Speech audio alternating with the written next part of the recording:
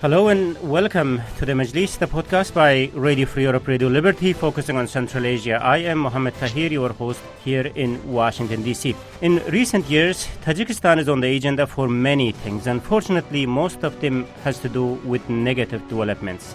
That includes restrictions on civil liberties, crackdown against political pluralism, and above all, raising personality cult of the president. Now, a group of Western academics and scholars are saying that there is another group or sector which is severely under threat, and that is academic freedom. And they say there is need for immediate response by the international community to save it. Today on the Majlis, we will discuss what is that academics are worried about and what can the international community do about it. To discuss all these, I'm joined by Dr. Ed Schatz, who's the professor at the University of Toronto, Canada, with background in post-Soviet space. Nazira Saudat Sayoroba is with us. She's joining from New York today. She is currently a research fellow at the Central Asia program of George Washington University, also doing her PhD at Tsukuba University of Japan. Nazira is from Tajikistan. Bruce Pannier is with us from Prague, who's the editor of Radio Free Europe, Radio Liberty's Central Asia blog called Kishlok Owazi. Welcome on board, colleagues. Thank you. Thank you. Thank you. Great, thank you. Very nice to have you. So, Dr. Schatz, let's start with you. Tell us, please, the backstory of your recent report on academic restrictions in Tajikistan. In fact, your report is the reason why we are talking about this topic today on the Majlis. Sure. Thanks for having me. It's a short report really designed to start a conversation about issues of academic freedom in Tajikistan. It could be extended to other kinds of contexts in Central Asia or beyond, but principally we're concerned with Tajikistan in this piece. The backstory is that John Heathershaw and I, who've worked together on a variety of different scholarly endeavors, we just co-edited a book that came out recently, have had a variety of conversations about academic freedom and the decreasing space for academic freedom, in particular in Tajikistan.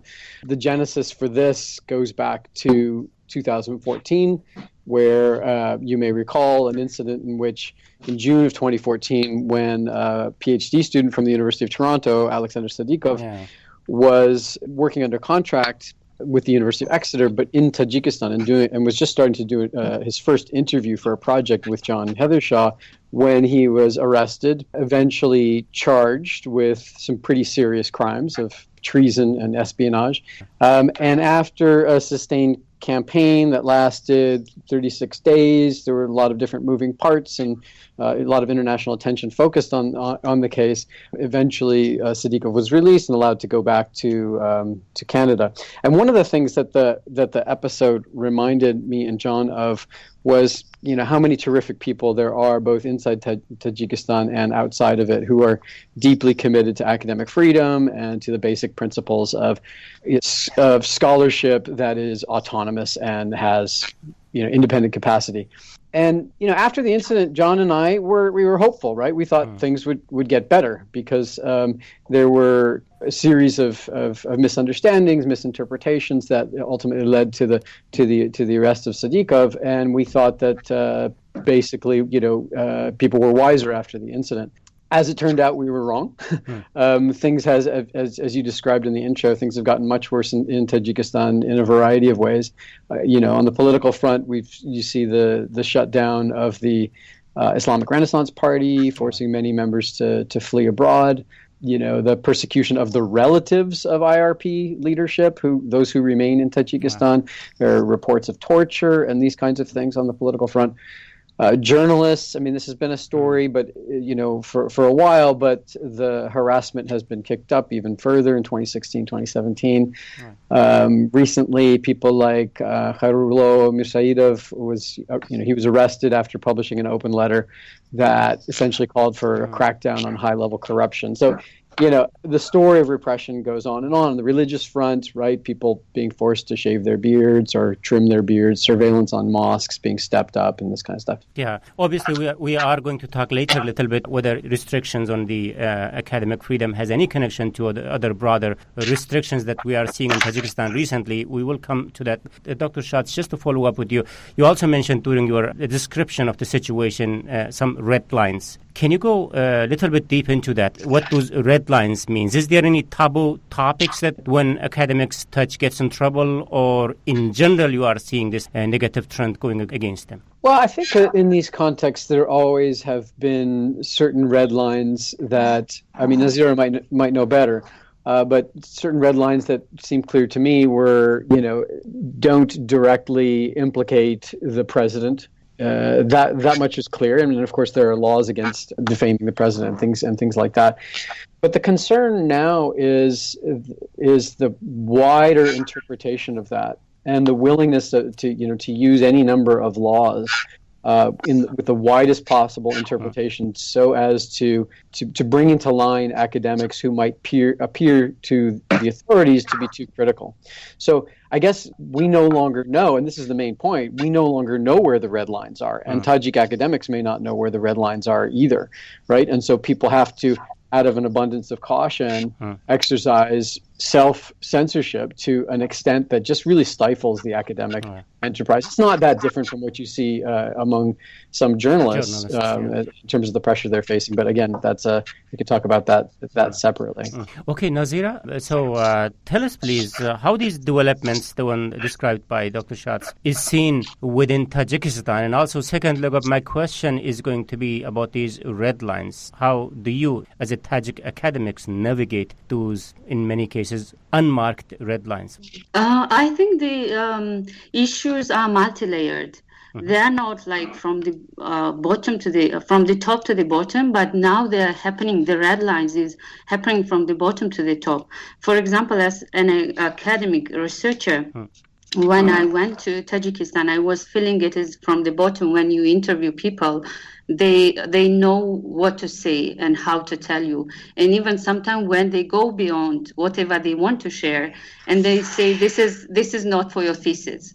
This is just between us. And I think these are the red lines to me that make you conscious what to write and what not to write, which also makes the life of the academics is very difficult. It is already, the pressure is not from the top, and from the bottom is giving you like conscious red lines to be careful what to write.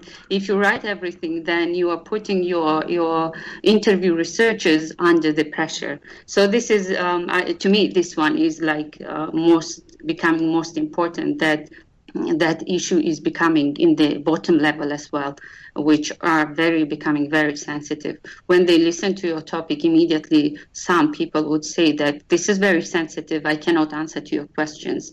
And to me, it takes my freedom already, that I cannot communicate to people because there is already most of the topics becoming very sensitive. That's very interesting. So Bruce, you heard Nazira and Dr. Schatz. Now, how do you explain these negative developments, especially in the timeline that Dr. Schatz was talking about? Well, there's been a growing tendency on the part of all these governments, some started earlier than others, but to control the entire narrative of their society. And it's extended now into like their history too. The government has a version of events that they put out. That's the version that they want everyone to accept as being the sole truth. You know, in the case of Alexander Siddiqov, and Ed can correct me if I'm wrong here, but he was doing research in conflict in eastern Tajikistan, right? Now the Tajik government has their version of what is going on in eastern Tajikistan, and if they get the idea that someone is going to have an alternative explanation for what's going on, this kind of bothers them. I mean, you could kind of call them control freaks, but it's strange to watch the evolution of this. Obviously, they wanted to control the media so that their version of events was getting out first, and if possible, would be the only event, the only version that was out there. But it's extended into education too, where there's a lot of, and you just never know when you're going to bump up against some of this stuff. You would think, for example, history would be something that would be more or less a safe topic to do. But I remember even in the 90s, I was writing about, why did Uzbekistan choose Tamerlane as the father of the Uzbeks? And I pulled a quote from an old book by René Grousset, The Empire of the Steppes, that described Tamerlane as a Persianized Mongol Turk. And there was actually academics from Uzbekistan who wrote to me on email to explain that I was wrong, and my knowledge of history was flawed, and that was just a small example of what's happening out there where, instead of like saying I see your explanation, and let me offer you another explanation of this and see if we can, go back and forth with this. It's just blanket. You're wrong, because we already have our own version of this story.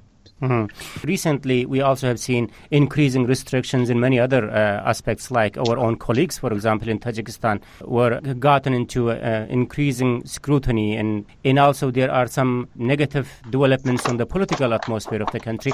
What connection there is between the restriction on academic freedom and the other negative developments that has been happening there? If we were talking about what happened to Azadi, our Tajik service, then yes, and we know why that happened too, is because this was prior to the banning of the Islamic Renaissance Party of Tajikistan, and we were reporting on the problems that they had. And there was a group of correspondents out there that were not dedicated to that, but anyway, that was pretty much their beat. They covered what was happening with the Islamic Renaissance Party, and it was them that got in trouble. I mean, by extension, the whole bureau out there had problems, but the ones that were on the list of the Tajik government were the ones that were covering the Islamic Renaissance Party.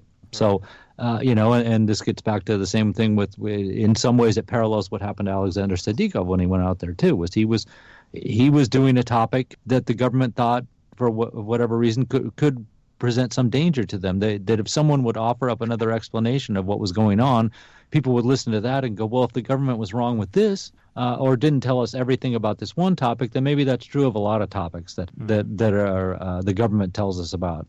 So that would be my explanation. Yeah, Dr. Schatz, like the fact that Tajikistan was freer, I'm not going to say free, but freer, better, at least to some level of activities involving academics, and as you mentioned earlier, then suddenly things has changed. Is there anything that academics might have done which made authorities suspicious about? Well, let me just, before I answer that question, let me just agree with Bruce and add one little tiny bit. I mean, I think Bruce is absolutely right that there's this, over the past few years, we've seen this rising suspicion and this rising appetite on the part of authorities to scrutinize at least, or pressure where possible, the academic community and really any community that seems to produce independent knowledge.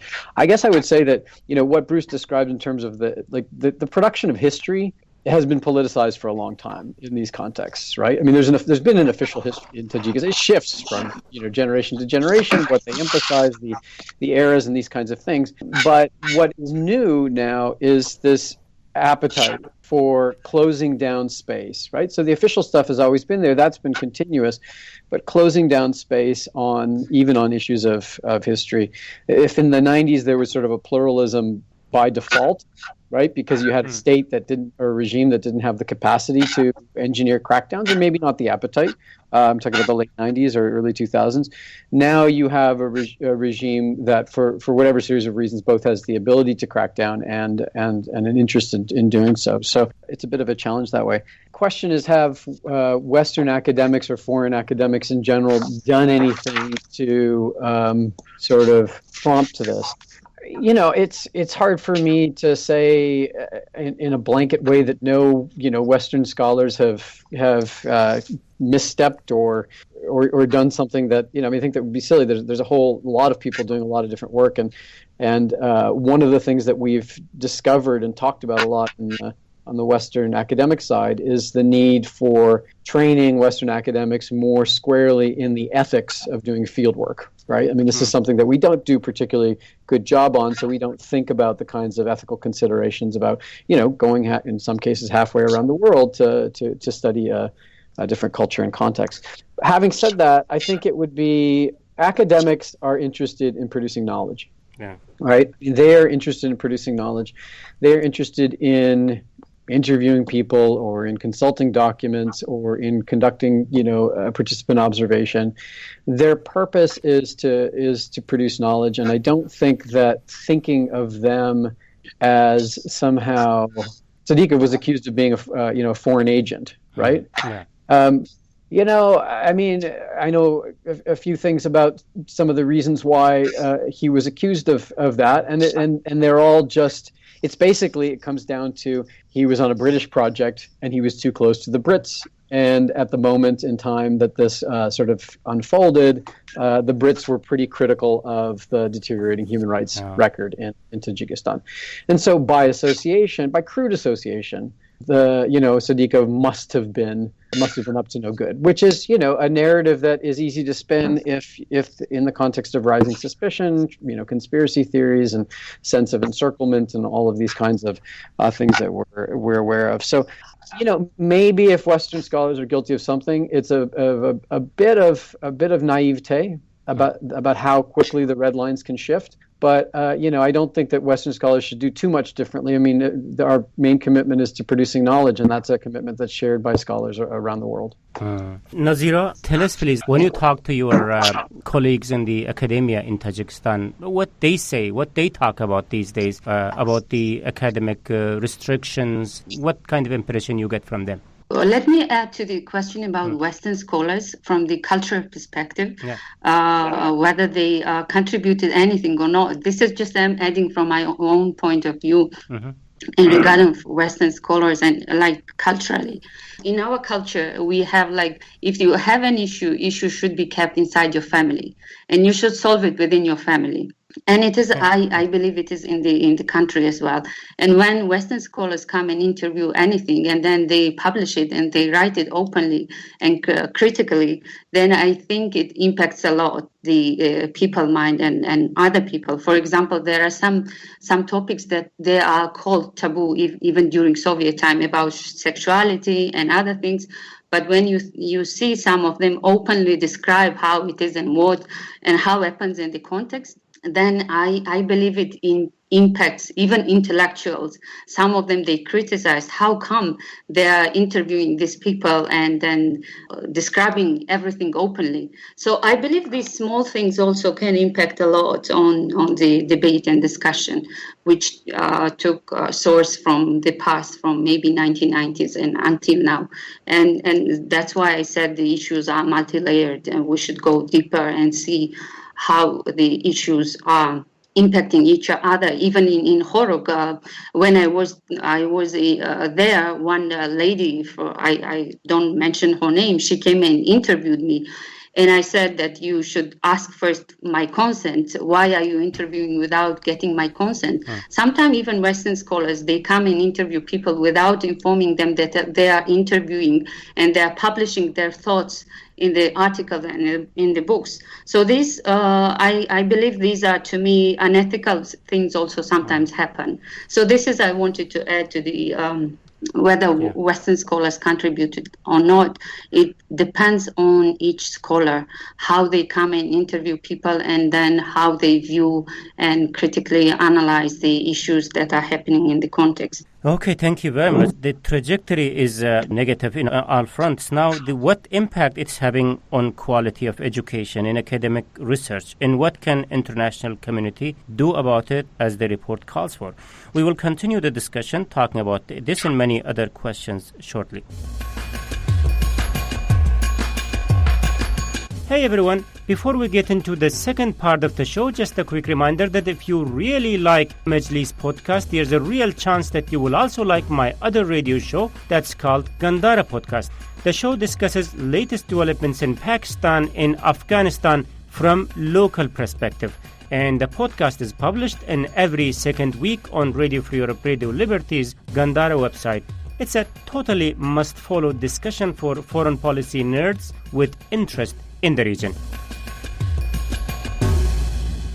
First, let me recap the debate that today on the Majlis, Radio Free Europe, Radio Liberty, Central Asia podcast, we are discussing deteriorating environment for academic research in Tajikistan and its possible reason and impact. Joining me in the discussion are Dr. Ed Schatz, who is the professor at the University of Toronto, Canada, and the author of the recent report on increasing academic restrictions in Tajikistan, and Nazira Saudat Sayoroba is joining us, who is an academic from Tajikistan, currently doing her PhD on educational mobility of Tajikistani students. We also have Bruce Pannier, who is in Prague, editor of Radio Free Europe, Radio Liberty, Central Asia blog called Kishlak Owazi. I am Mohammed Tahir, host of the Majlis here in Washington, D.C. Welcome back, colleagues. So, in this part, we will discuss the impact of academic restrictions on academia and what can the international community do about it. So, Dr. Schatz, to begin with you, so what to do about this? you called upon international community to respond and suggested a couple of possible approaches. Tell us what can possibly be done about this by the international community. Thanks for that question. What can we do? When John Heathershaw and I sat down to discuss these issues and eventually write this piece, I mean, we really wanted to sort of start a conversation. So we don't pretend to know all the answers, but we do in this piece, provide a few ideas for discussion. And I'm really grateful that Nazira and Bruce are both here to give us their perspectives. I mean, I think that one of the things that's not in the piece, but that I'll just describe briefly because it comes from Nazira's earlier comments about ethics. And I think one of the things that foreign scholars can do better than we have in the past. I mean, scholars in the West are trained in foreign languages. We're trained in the culture and the history of the places that we study. We're trained in theories. We're trained in all kinds of methods of inquiry, whether it's statistics or how to conduct interviews or all these kinds of things. One of the things that we do less of a good job in is providing training on how to confront ethical issues as they emerge in the field.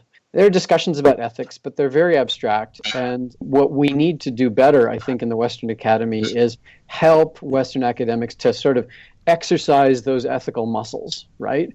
We need to be constantly reminding ourselves that, life is full of ethical questions and they'll surprise you all the time. And I think exercising those muscles is an important thing that Western scholars can do and this Nazira's comments I think are earlier are right on that.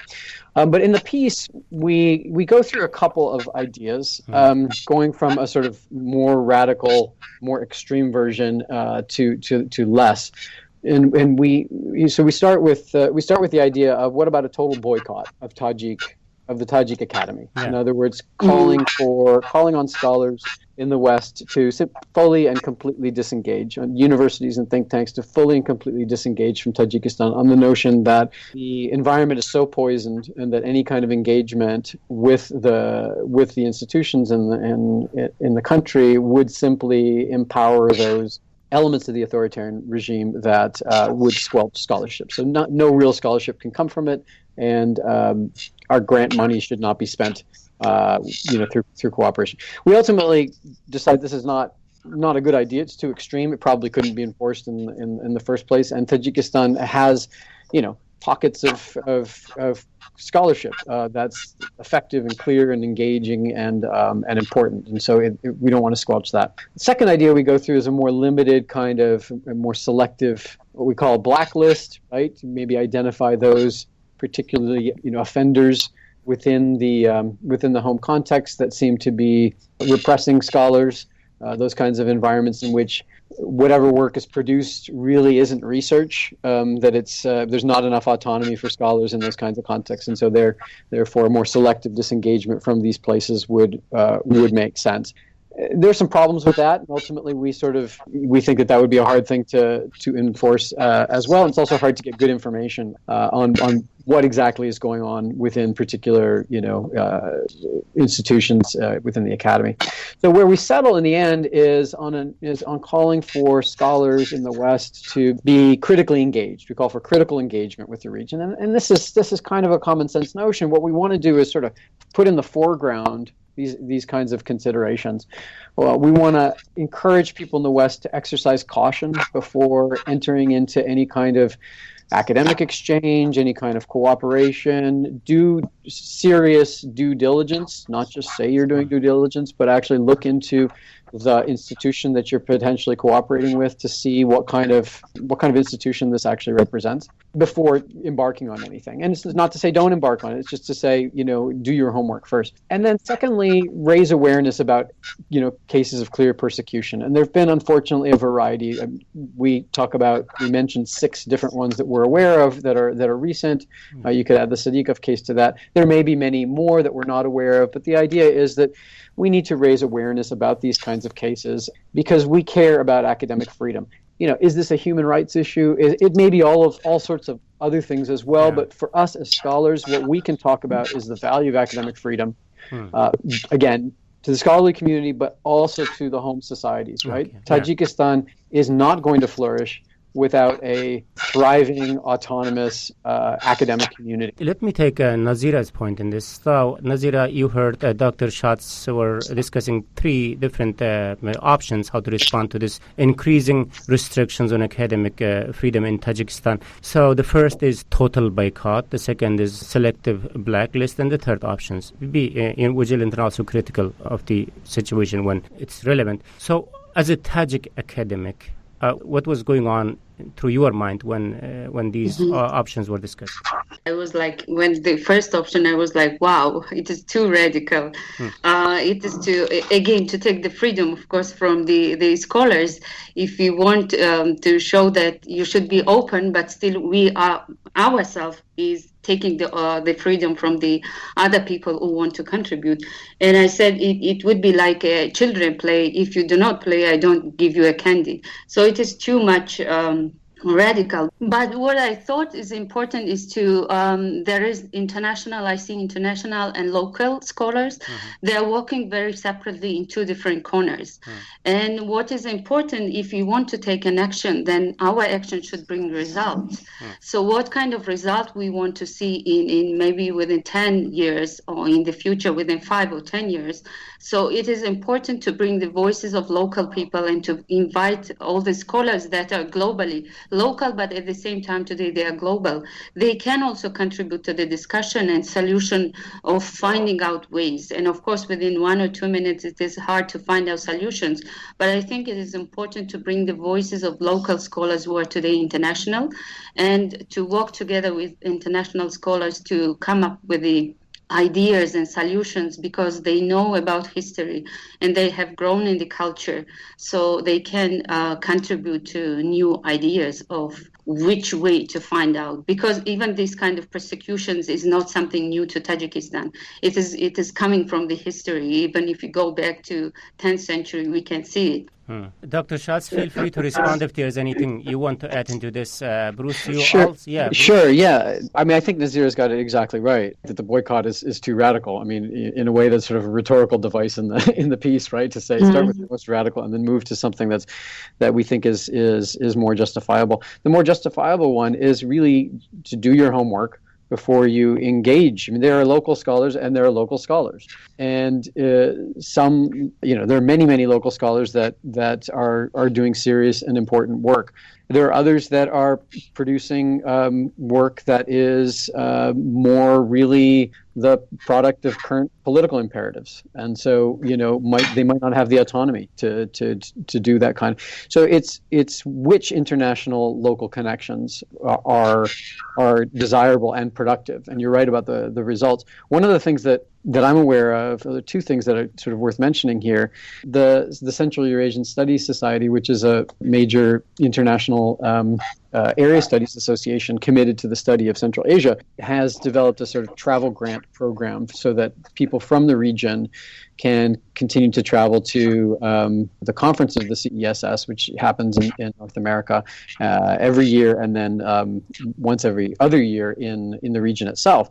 And I think it's a really useful thing, in part because, well, money is necessary to travel these kinds of long distances. But particularly over the last couple of years, we've seen deteriorating both political and economic conditions, making it harder for people from the region to travel. So it's been a nice initiative, and there've been something like 30 grants each year, which is a lot. So we have a good proportion of the conference, which is local voices of various sorts at that conference. A second thing, just to mention very briefly, is there's a new academic journal in the making. It's not official yet, but it looks like it will be official soon. So I won't give too many details. But it's designed to highlight the scholarship of those people from the region who may not actually be, using English as their first language. The journal will be in English, but the idea is to give a voice to local scholars, give priority to local scholars in conversations that scholars have about the region. And I think it's really, really important because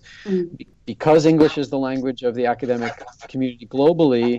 People whose English is not as good as Nazira's sometimes get marginalized, but in fact, they often do terrific scholarship, and their voices should be heard. Yes.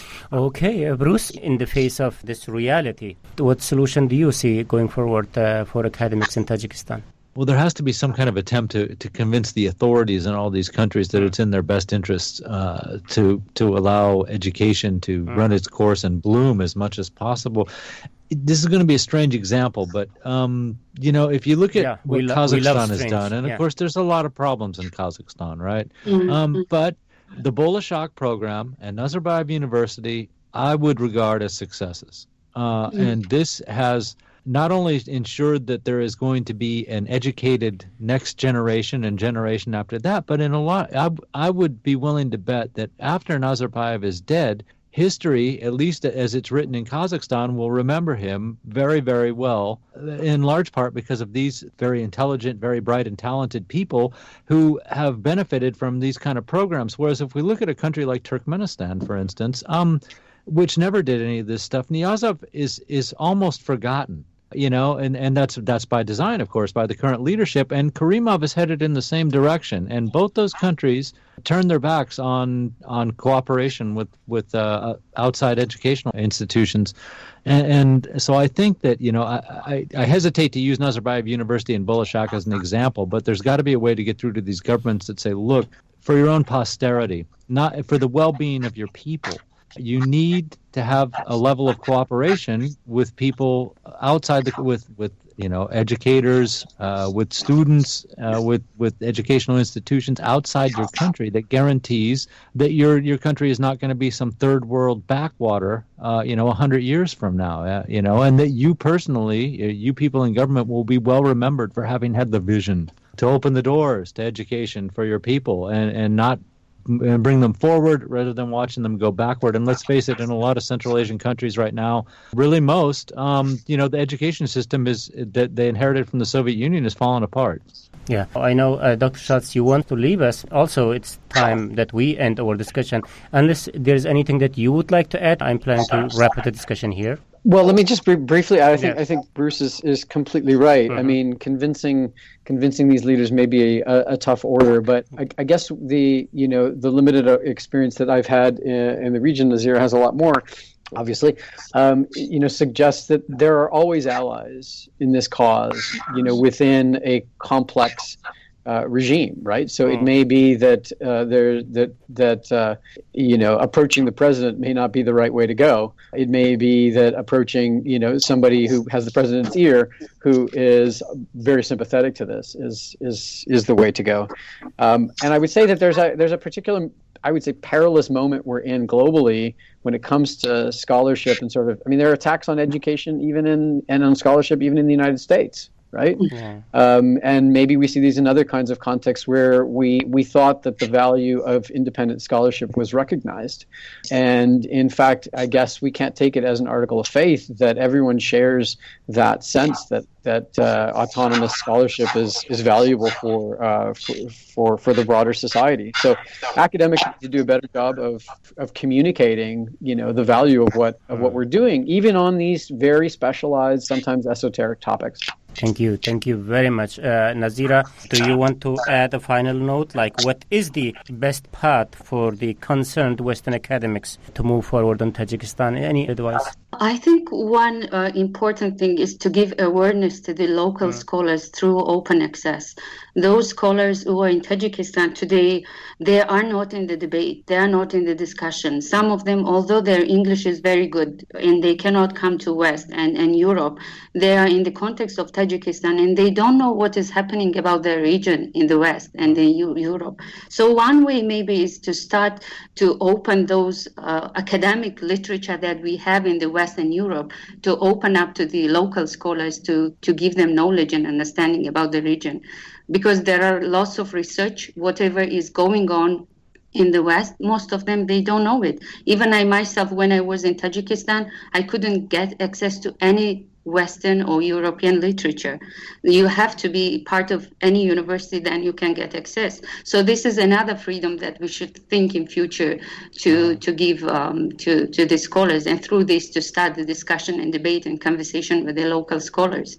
This is what I think is important as well for our local scholars. Okay. Well, thank you, Nazira Sayoruba, an academic from Tajikistan. And also big thanks goes to Dr. Etchatz, who's the professor at the University of Toronto, Canada, and Bruce Pannier, editor of Radio Free Europe, Radio Liberty Central Asia blog, Shlak Awazi.